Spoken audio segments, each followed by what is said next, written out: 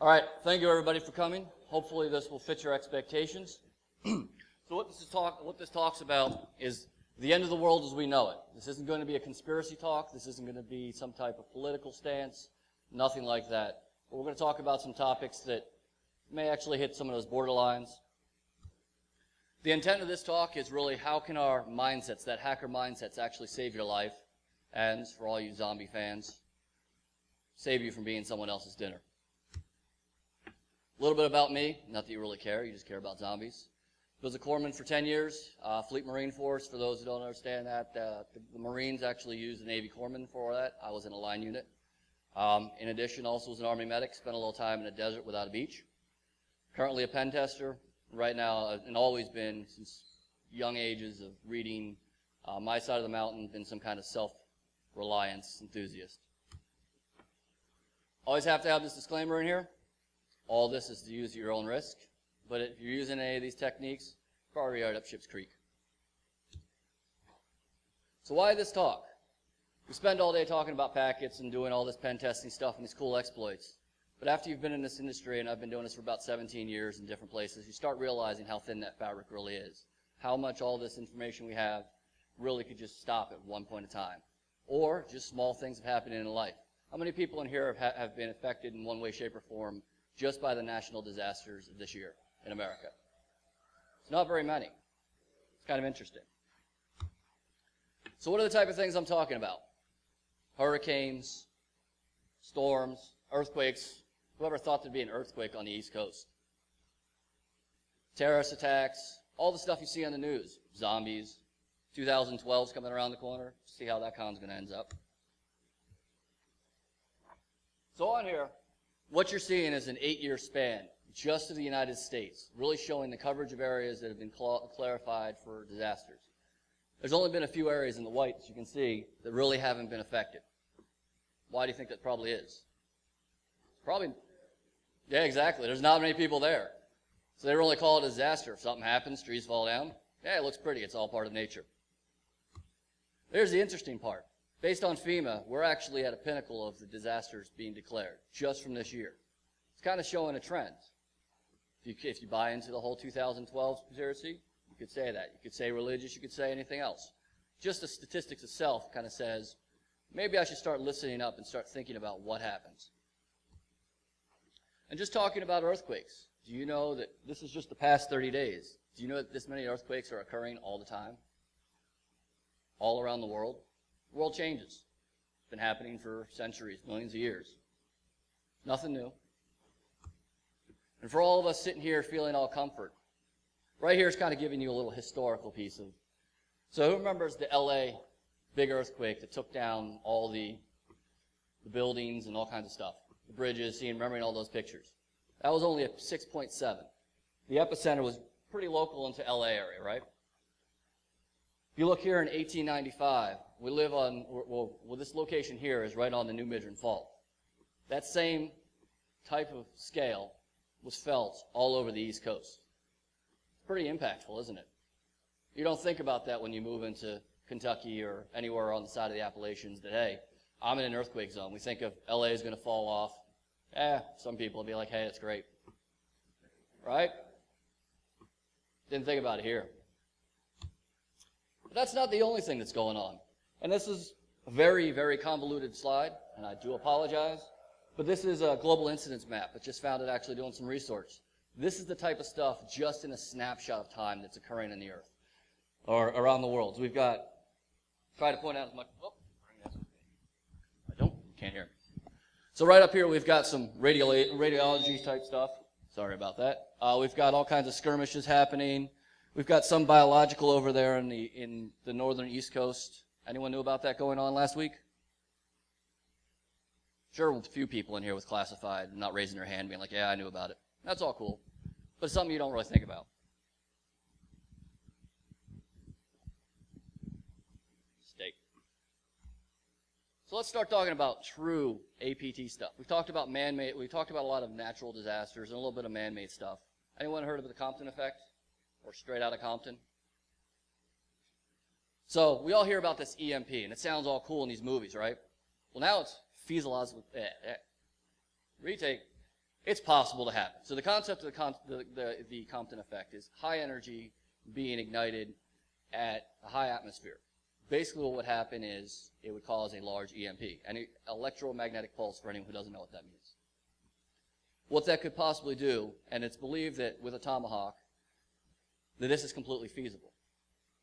So if you follow some of the strange conspiracies, and it kind of ties into two things, there was a interesting rocket that went off the coast of California not too long ago, just 30 days or so.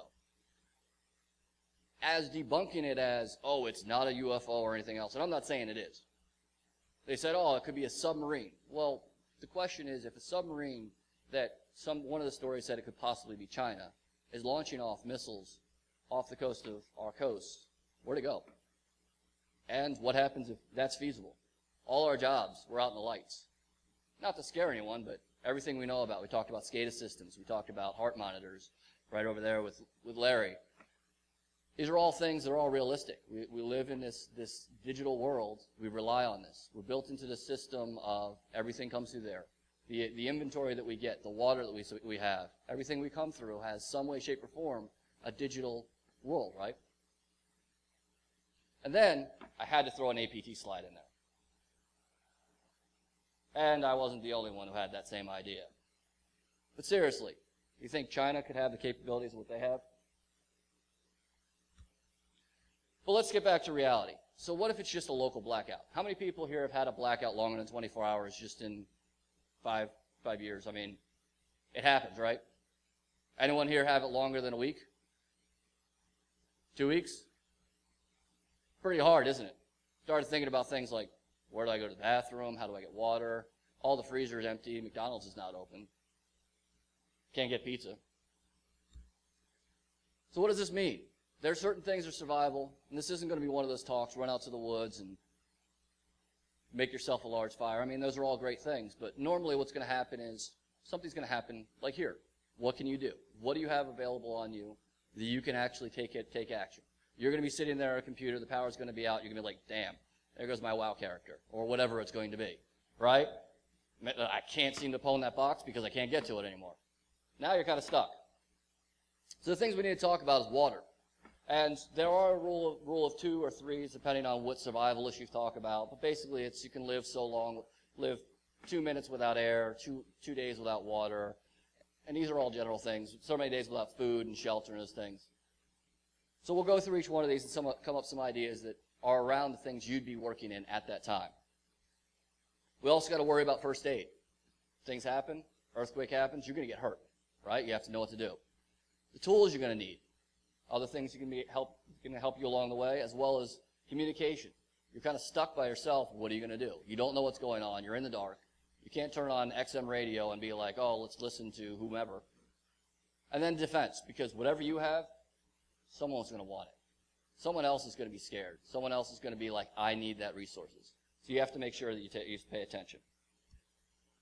And I'm going to answer the question that, in my mind, this is no one else's mind, what is the most important thing in a given situation? Well, for all you who remember this show, MacGyver, it's knowledge. It didn't matter what it was. A rubber band, a piece of gum, and a bicycle could take down the world for him, right? And that's really what it is. There's another thing also as well. It's keeping calm. You start panicking, what's going to happen? You're going to act stupid. You're going to get hurt. You're going to make stupid mistakes. So obviously knowing what you're doing, understanding where you're at, what your situation is. We'll start breaking down into this. First thing, water. You're not going to have bottled water after a while. You're not going to be able to get out of the tap. The idea of having it in your bathtub or in your toilet, it's going to run out eventually. You're going to have to be able to get, for a longer period of time, some type of clean water.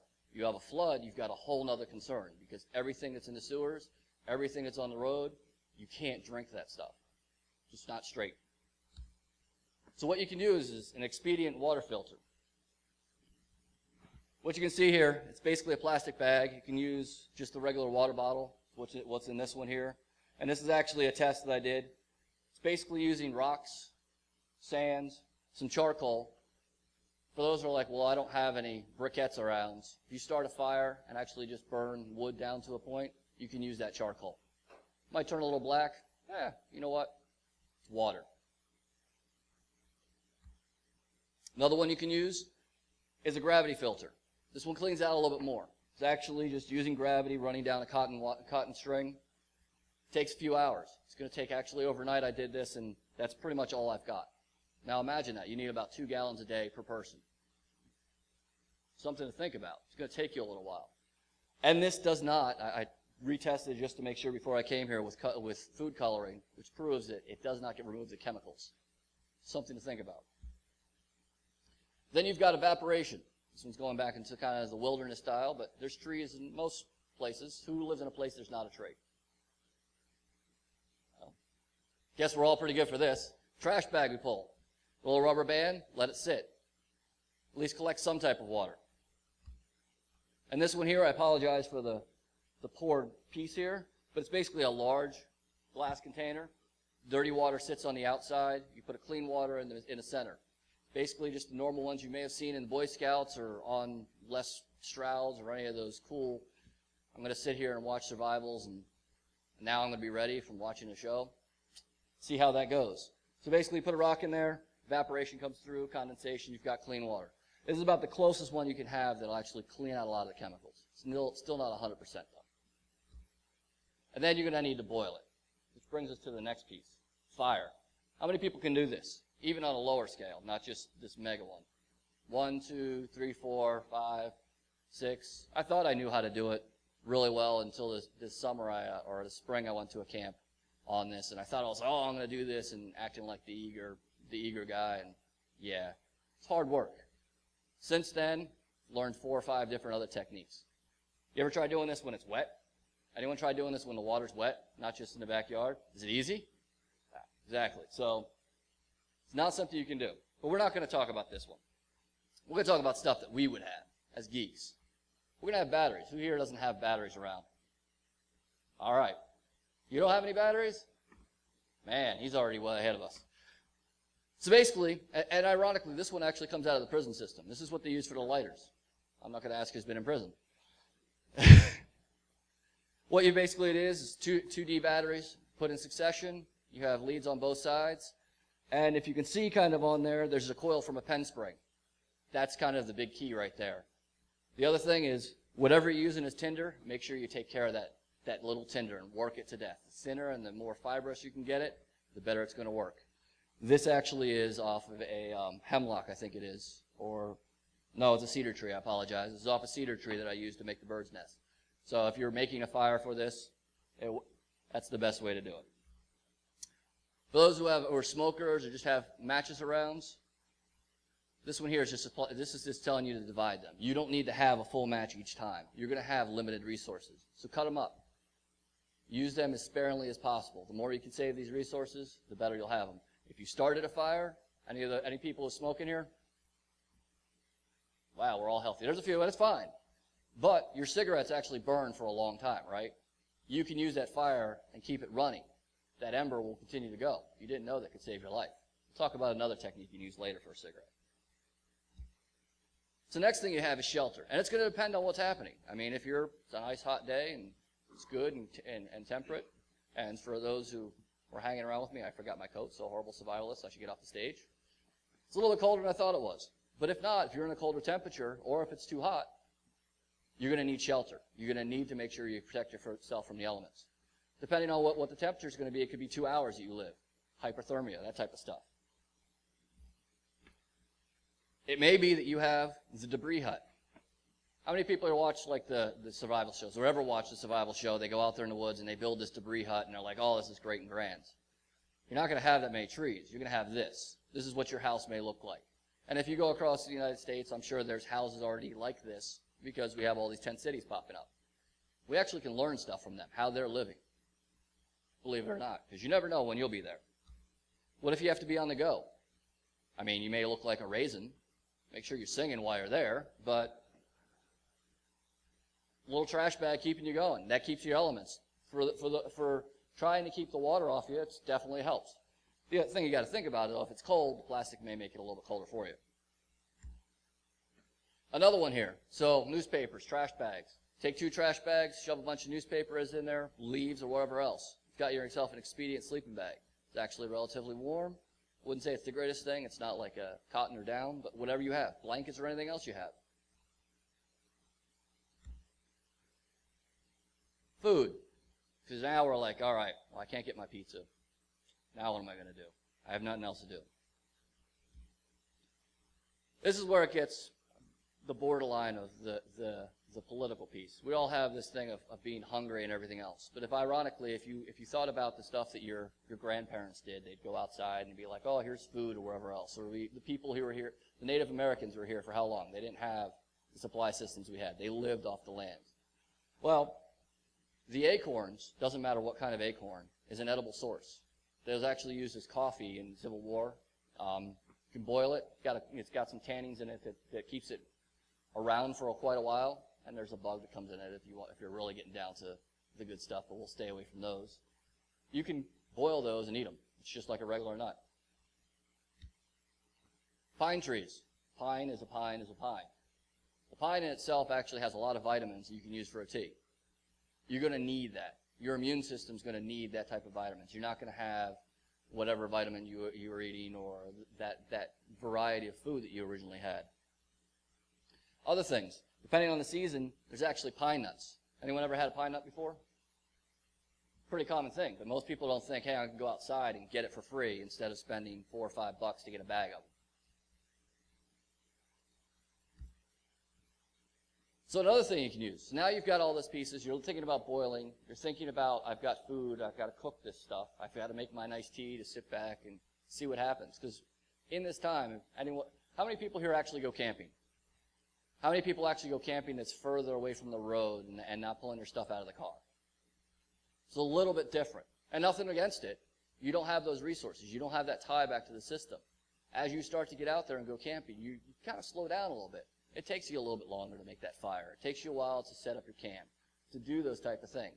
Now, if you do that for a longer state, you'll really start understanding what it's going to be like in an emergency situation. You're going to have to sit there and kind of, I'm not going to be worried about making sure I make that meeting at this time or, oh my Lord, what's in the bank account? You're going to be worried about getting those small resources. But getting to this is an alcohol stove. It works on some other petroleums as well. You got to be kind of cautious what it is, play around with and do a little research. And that's what this talk's about. It's about you going out and doing more research from there. 2 cans, cut. I'm not sure what the fiberglass does in this particular slide. I got it from somewhere else. That's what can I actually made. Basically, it just creates this fuel. It creates the vapors inside of it, makes this little jet can. It'll actually burn, depending on how much isopropyl alcohol, about 10 minutes. And it will boil. It will create your good boil. It's quick, easy. It's actually a fun project to make as well. Excuse me. What about all those pizza boxes that are laying around? Sure, we've got tons of those. And I know I'm hitting a stereotype, and I apologize. But we can use the solar power, that reflection. It may take a lot longer. It's going to take about 6 to 8 hours. But you can use that. The other piece down there is actually from a car. It's the reflector in a car. Anything else you have, mirrors, or any of those pieces. Cat 5 cable. Sure, we'll all find some of that. It makes a great fishing line. Certain fish may be scared of it, but if that's all you have, it's good, sturdy. It definitely will catch a good fish, whatever you have. In addition, you can just use, it's a piece of rope right there and some Cat 5 tied onto a fishing hook. I'm sorry I didn't make it out of paper clips, but fishing hooks were available at that time, so just happen to have those. If you really are in a pinch, you can try paper clips. Good luck trying to catch anything large. Aluminum foil as well. You can even use CDs or anything reflective to kind of see what you can get. Something to know, though. It's another thing, especially being a corpsman and a medic for long enough. First aid, you're going to get hurt, you're going to get cuts, you're going to get fractures. You have to have some kind of understanding of it. How many people here have CPR certification? It's not a lot. How many people have first aid or Boy Scouts or anything else? If you take a look around, there's not a lot of people there to help you. Better hope that you have something to think about. First ones you can always use is super glue. It's a controversial thing. There's a medical grade of super glue, but a quick laceration, apply pressure. It's a quick little suture, quick and easy. And how many people have stuck their fingers together with super glue? I know I have several times. It's quick, it's easy, like that. And this is not the only use for it. Duct tape is probably one of your best friends for many, many things. But duct tape works great as a brace. Anything that's rigid. You've got some kind of sprain here. You've got wrist guards if you've got carpal tunnel syndrome, just in case you want to still type somehow in the middle of the apocalypse. Not sure why, but you never know. In addition, you can also make it in the sun visors. I've seen people use it to put on their face, actually as to help against the cold elements. Probably help also with shaving. I'm not sure. I don't think I'd really want to try that one.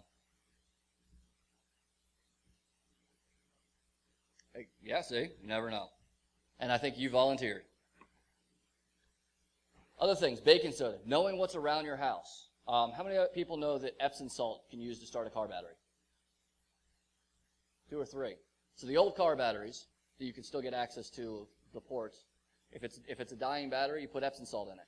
Wait about 20 minutes to 30 minutes. It'll actually reactivate it. It'll get you to start it back up. If you're stuck somewhere, unless an EMP hit, it's going to help you. But also baking soda. It can be used not only just for burns, for bug bites, for underarm deodorant, but also for an antacid. There's at least 75 more uses of baking soda. Epsom salts, bleach is another thing to keep around. You're talking about purification of water. It's another great way to start purifying your water. I do a little research and testing of how that tastes. You have to get used to the taste as well. Something to think about. And I'm not going to make a full hour. There's no way. Tools. Other things you need to start thinking about is Murphy's Law. How many people are enjoying this talk so far? Hey, it's good. I'm enjoying telling it. This is fun. You're going to need some type of illumination. We're told as kind of a society that anything that's out in the woods or in the dark, it's scary. We have media talking about horror movies and everything else. It's all this scary stuff in the dark. The lights go out, we think of bad things happening. So we're going to want some illumination. Plus, we just like seeing. We're not really bats or anything else. So just a little bit of, this is cooking oil actually, with either toilet paper or paper towel. A little quick, expedient canned heat. Or if you really want for those romantic rubble times of acorns and pine needles, you can do something a little bit more sophisticated. And you're going to have that time. Once you figure out where you're at and you kind of set yourself into that area, you're going to have time to think and build some great things. Then, getting back to the cigarette smokers or just being able to find those, you need cutting tools. Not everybody's going to have a knife carrying with them. And if they do they know how to sharpen it if they don't have those pieces? Little sidetrack, you can use glass, you can use stones, or you can use a coffee cup if you don't have a flint, or not flint, but some type of sharpener. But here, basically you heat it up, take a glass, and you press it down. It's not the greatest cutting edge. I wouldn't want to go in a fight with it, but you have some type of cutting edge, something to at least cut with. How many people were affected by Katrina or happened to be in there? Anyone? A few. It's a horrible time, right? Big floods. You're going to have to figure out some ways of getting around, if that's your case. You have a canoe or obviously a boat or something like that, it makes it easier. You might actually have to get a bunch of 2-liters and empty them out, tie them together, and float on it, or anything else you can find. And I don't know how well you can see that, but the rainbow that's affected here kind of illustrates the need of water. That's the oil sediment that goes across. It's beautiful. So, how many people are not from this location? If something went out right now, would you know which direction is north? Some do, some don't. How many people did this in school? That's what I think is kind of interesting. You learn stuff like this in elementary school or wherever, and you're like, this is kind of cool, yay, it's a science experiment. Here, it can save your life. Taking a magnet, running it across, put it on a cork here, and float it in the water will tell you which way north is. Unless you do it backwards, and then you think you're going the opposite way. But eventually, you'll figure it out. Now you're here alone. You've got your food. You know which way north is. You've got your medical needs ready. You're warm in your shelter. Now you're feeling lonely. You need to figure out how to get out. And how many people remember this? This was like the coolest thing. Really? No one remember Johnny Castaway? The screensaver that changed every year? Oh, this is great. If you don't look it up. It's an old one. It should be in the shareware talk. So one thing we can use is try to see if there's anyone that's actually going to stop by, and with their helicopters, usually they kind of float by and wave at you as you're standing on top of your house waiting for you. But you can use a CD. It's reflective. Basically, you look actually at the target you're trying to hit, and you use a little reflection. And then you wait for Murphy again.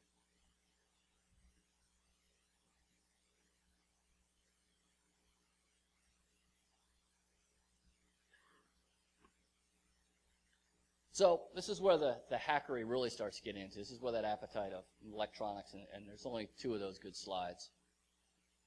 Anyone ever heard of a foxhole radio? So those who haven't heard of a foxhole radio, in the Allied troops in World War II were not allowed to have transistors because the Germans could actually detect them because of it.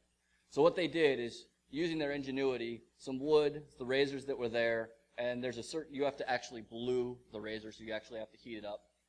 A pencil, a hanger, and some wire, and some toilet paper. They were able to make an AM receiver that runs without batteries. It's pretty impressive, isn't it? It's not the greatest thing. There is a challenge. The headsets we have now are not using crystal, so you'll have to figure out how to make that crystal speaker. Or if you buy a crystal speaker, they're like $5, you can get some of those from C.C. Craig or something like that.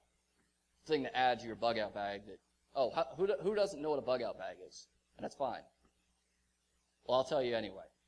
A bug-out bag is that bag that I need to leave right now. It has your basic essentials. Most bug-out bags or survivalists will never even think of that crystal earpiece. They'll be like, oh, let's get a ham radio, which is definitely a great thing, and I'm not denouncing it. I mean, you can actually pick up some of those fees from there.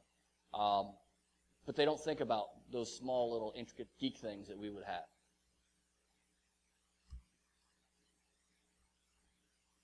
Integrated regulators, and this is as far as my hardware hacking goes. But a 5-volt integrated regulator is almost in every electronic device. Just using that, you can set up here some way of at least getting some kind of power. If you have a GPS system, you think that's going to be your way of there, and you have no power, or you didn't get the solar piece, and if anyone's tried using the solar or recharging those, it'll take you quite a while. This is at least one way. It's basically not, it's just some batteries. Hit the 2 leads, and it'll actually regulate your electricity. Defense. How many people carry firearms or have firearms? Think that's going to be your way there? What happens how many people reload? Not that many, but still, it's a good thing to know. How many people have a whole stock of reloads? It's good, but eventually that will run out, possibly. You're going to need other things, and I'm not saying anything against them. You're going to need, one, you're going to have some alarm systems. ADT is not going to work. I'm sorry. It's not going to work. They're not going to come to your house. Bubble wrap, broken glass. Put broken glass in your doorways and your windows. You'll know if someone's coming through there because you'll hear, ah! Right? Bells. Putting them on your doors. Bubble wrap in front of your doors. You'll hear the pop, pop, pop, and then if you've got ammo, you pop, pop, pop back. Greeting cards, coolest things in the world. Everybody loves getting those stupid greeting cards that are like, ah, unless it's Star Wars or something cool, right? Put one of those in the windows, and I'm sure there's a lot better hackers in here that can make this really amplified and scare the hell out of someone. But that little $2 card, you put that in a window or a doorway, you'll know if someone's coming. Maybe, depending on how loud it is. And once all the electricity's off, you'll hear everything. Now we're starting to get a little more defensive. Pepper spray. Little bit of pain. We've got a few things here. So on the left here, we've got a powder puff. Basically, it's cayenne pepper, baby powder, and a squeeze bottle. One time, just kind of puff right in the face. Sure doesn't feel very great.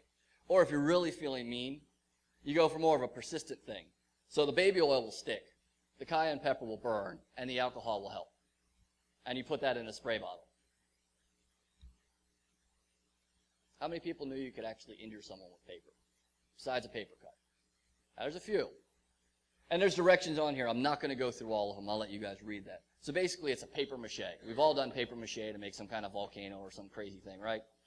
You basically use this, fold this several times, 13 times, let it dry overnight, and you can pierce someone with this. Sounds pretty vicious. Or, if you don't like piercing people, you can just beat them to death. Rolling up a paper, that little fulcrum piece right there, I might use the wrong word, I apologize, definitely will hurt. And I'm sure your dogs have been like, ow, that hurts. But using that as a side piece definitely will cause a little bit of blunt. Or you can take it up to the next notch. For your martial artists out there, you probably already know what this is. This is called a kopo. But you can just use this as anything.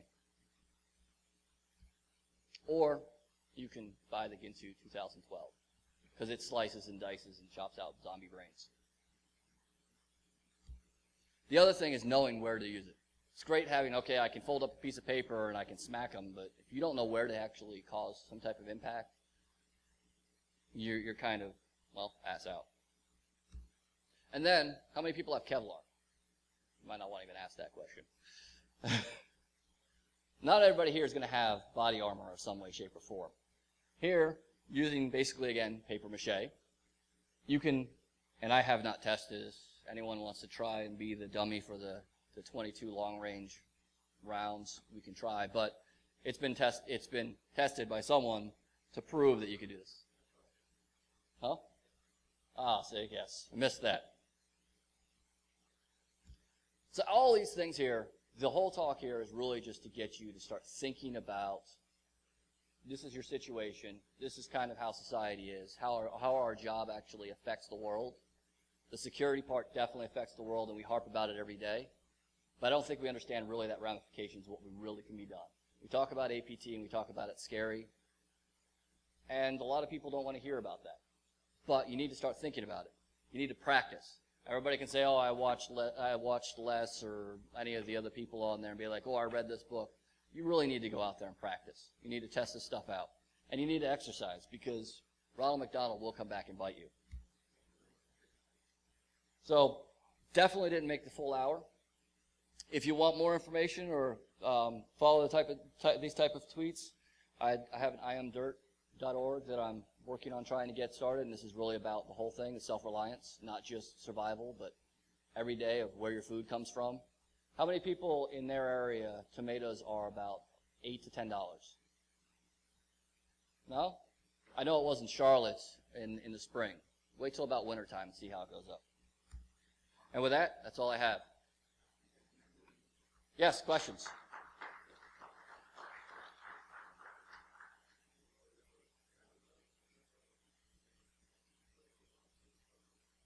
Mm-hmm.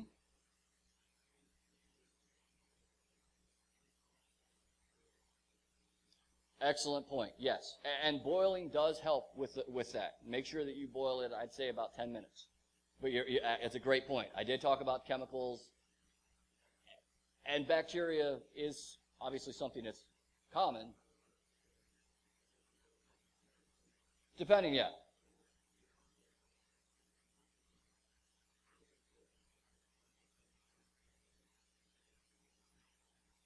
Absolutely. And if you continue to research, there are plants that we eat, like garlic, is an antibiotic. Exactly. All great points. So you should be up here doing this talk. Any questions? Well, I thank you for the talk. If you have any questions, please stop me. And that sucks.